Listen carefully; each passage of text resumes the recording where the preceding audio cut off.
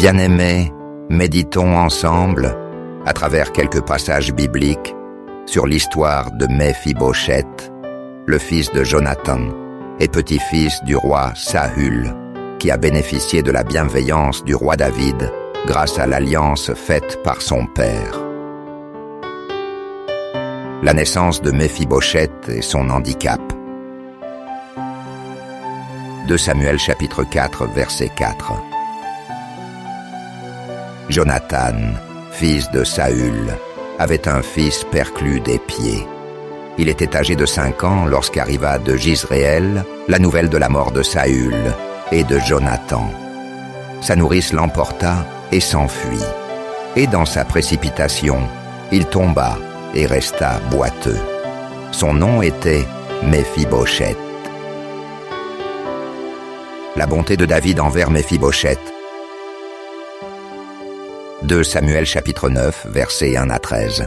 David dit: « Reste-t-il encore quelqu'un de la maison de Saül pour que je lui fasse du bien à cause de Jonathan ?» Il y avait un serviteur de la maison de Saül, nommé Tsiba, que l'on fit venir auprès de David. Le roi lui dit: « Es-tu Tsiba ?»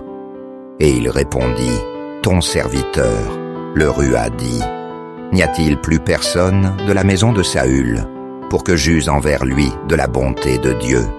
Et Tsiba répondit au roi: « Il y a encore un fils de Jonathan perclus des pieds. » Le roi lui dit: « Où est-il ?»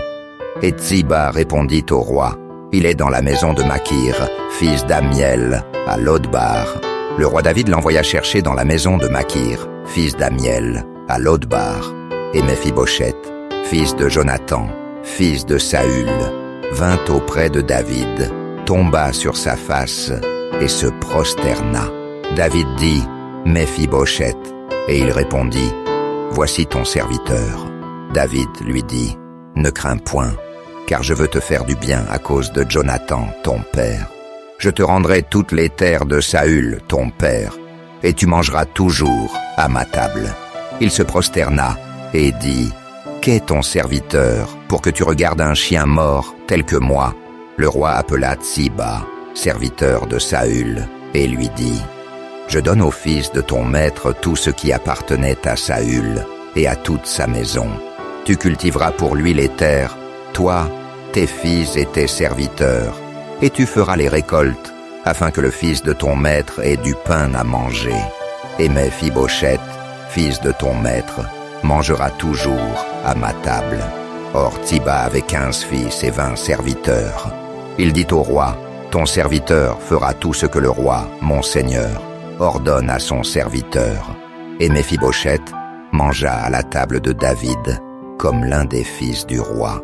Méphibosheth avait un jeune fils nommé Mika, et tous ceux qui demeuraient dans la maison de Tsiba étaient un serviteur de Méphibosheth. Méphibosheth habitait à Jérusalem, car il mangeait toujours à la table du roi. Il était boiteux des 2 pieds. La trahison de Tsiba. 2 Samuel chapitre 16, versets 1 à 4. Lorsque David s'enfuit à cause de la révolte d'Absalom, Tsiba, le serviteur de Méphibosheth, vint à sa rencontre avec des provisions. Le roi David lui demanda: « Où est le fils de ton maître ?» Tsiba répondit au roi: « Voici, il est resté à Jérusalem, car il s'est dit: « Aujourd'hui la maison d'Israël me rendra le royaume de mon père. » Alors le roi dit à Tsiba: « Voici, tout ce qui appartient à Méphibosheth est à toi. » Et Tsiba dit: « Je me prosterne, que je trouve grâce à tes yeux, ô roi mon seigneur. » Méphibosheth s'explique devant David. 2 Samuel chapitre 19, versets 24 à 30. À son retour à Jérusalem après la défaite d'Absalom, Méphibosheth vint à la rencontre de David. Depuis le départ du roi, il n'avait pris soin ni de ses pieds, ni de sa barbe, ni de ses vêtements. Le roi lui demanda: « Pourquoi n'es-tu pas venu avec moi, Méphibosheth ?»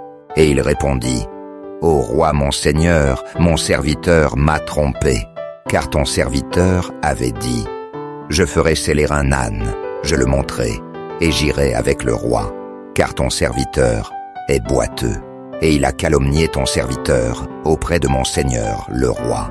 Mais mon seigneur le roi est comme un ange de Dieu, fais ce qui te semblera bon, car tous ceux de la maison de mon père n'étaient que des gens dignes de mort devant mon seigneur le roi.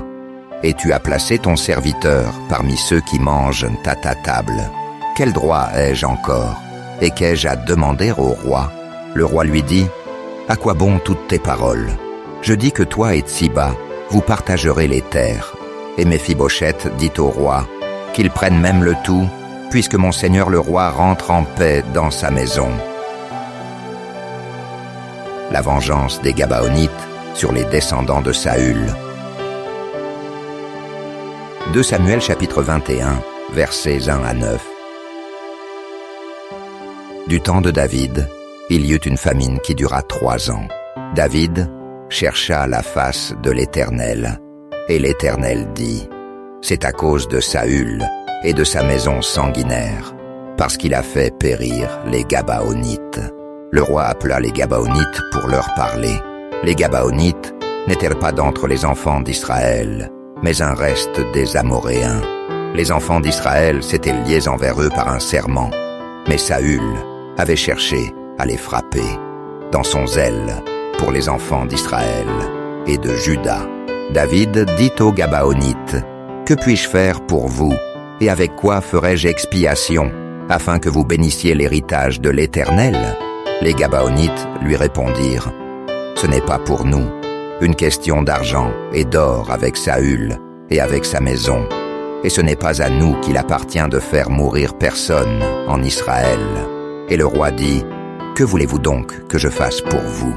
Ils répondirent au roi, « Puisque cet homme nous a consumés et qu'il avait le projet de nous détruire pour nous faire disparaître de tout le territoire d'Israël, qu'on nous livre cet homme d'entre ses fils, et nous les pendrons devant l'Éternel, à Gibéa de Saül, l'élu de l'Éternel. » Et le roi dit, « Je les livrerai. » Le roi épargna Méphibosheth, fils de Jonathan, fils de Saül, à cause du serment qu'avaient fait entre eux, devant l'Éternel, David et Jonathan, fils de Saül. Mais le roi prit les 2 fils que Ritzpa, fille d'Adja, avait enfantés à Saül, Harmonie et Méphibosheth, ainsi que les 5 fils que Mérab, fille de Saül, avait enfantés à Adriel de Méola, fils de Barzilai. Il les livra entre les mains des Gabaonites, qui les pendirent sur la montagne, devant l'Éternel. Tous les 7 périrent ensemble. Ils furent mis à mort dans les premiers jours de la moisson, au commencement de la moisson des orges.